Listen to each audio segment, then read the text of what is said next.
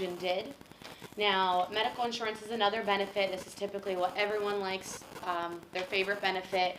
It can involve hospital expenses. A lot of them involve dental care, vision care. Different types of medical expenses is what people look for their families and themselves, but it's the main and most important benefit offered amongst different companies. Now, 401k plans are for retirement as well. They're voluntary.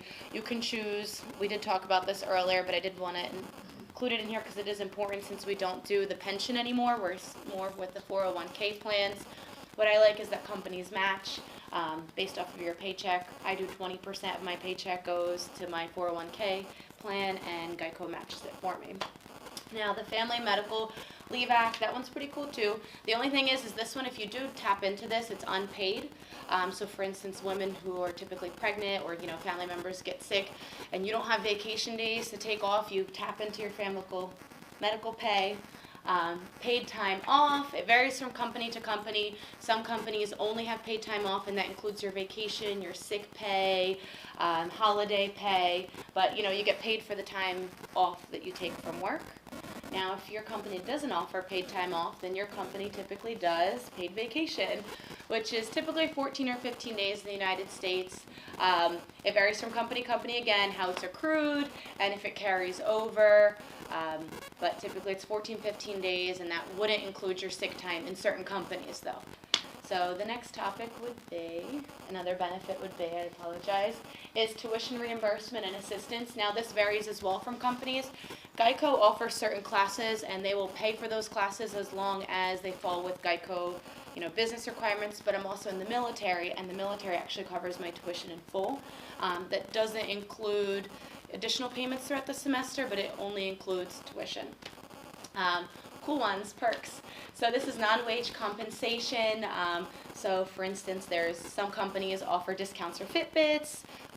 Like I said, I'm in the military, so I get discounts off of cool things like snowboarding or when I go out to eat, but my other job, Geico, I get discount on Fitbits. That's pretty much the only perk there.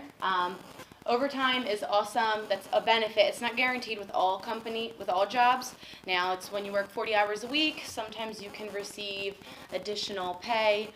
Typically, it's an hour and 1.5 times your salary. That falls under the Fair Labor Standards Act. And yeah, sometimes you're entitled to that. Now, the final note on benefit strategy is all of those benefits that I said, you want to come up with a strategy, bless you, with what works with your company. It's important to recruit and retain. So when you make a benefit strategy, bless you, you want to think of what of those combinations that I said would recruit and retain people to stay with your company. Now, how do you do this, you ask? You definitely ask the employees what they want. You should definitely survey them.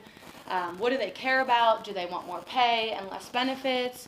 Or do they want better benefits with fewer days off? But important, like I said earlier, to recruit and retain, you want to, employees are valuable, so you want to keep them. This is my favorite quote. Don't build a business, you build the people, and then the people build the business.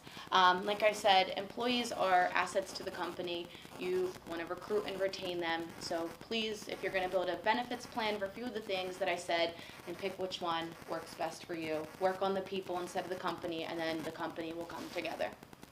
And that's it for our project.